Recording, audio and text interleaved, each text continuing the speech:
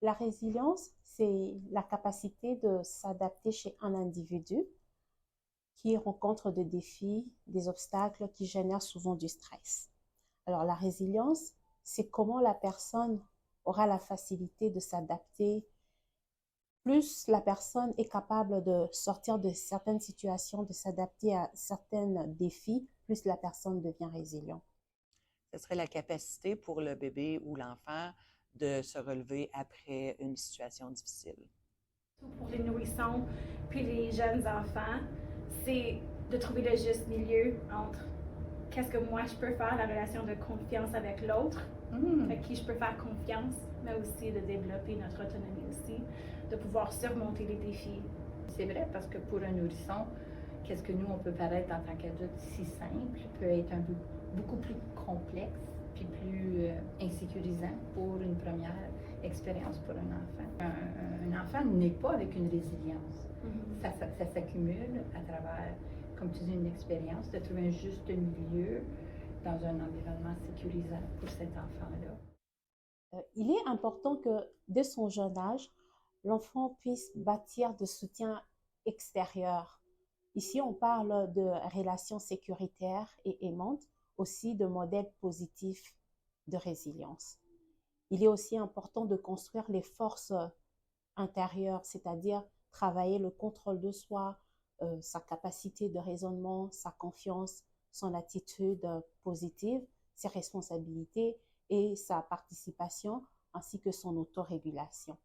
Donc moi, je dirais que la résilience, c'est pas inné. Donc, comme on disait, ça se développe au cours de la vie. Puis, il y a plusieurs facteurs qui contribuent au développement de la résilience. Donc, c'est pas juste que l'enfant a vécu des gros défis, mais aussi comment ça a été soutenu. Okay. Donc, je dirais que, je sais que comme selon les études, les éléments clés, ça serait d'avoir des relations sécurisantes, donc d'avoir ça, de pouvoir faire confiance aux autres. Il y a aussi le développement des capacités, des habiletés. Je pense ça aussi, parce que c'est pas de juste pas avoir des éléments qui sont stressants dans la vie, mais de pouvoir les surmonter. Donc, de trouver encore le juste milieu, mais aussi d'éliminer le stress nocif. Donc, si c'est trop stressant, ça devient insurmontable. Okay. Mais aussi avec les relations de confiance, c'est ça aussi qui fait en sorte que l'enfant peut le surmonter. Donc, les gros défis deviennent tolérables avec l'adulte. Pour favoriser la résilience, il faudrait avoir des relations aimantes et être un modèle positif. Si un enfant se sent aimé, compris et accepté, protégé, il pourra traverser les moments difficiles. Les stratégies seraient de donner de l'attention et de l'affection à l'enfant. Quand un enfant est sécure et qu'il y a un attachement, il sait que ses besoins sont répondus, cela lui donnera la confiance d'explorer et d'aller encore plus loin.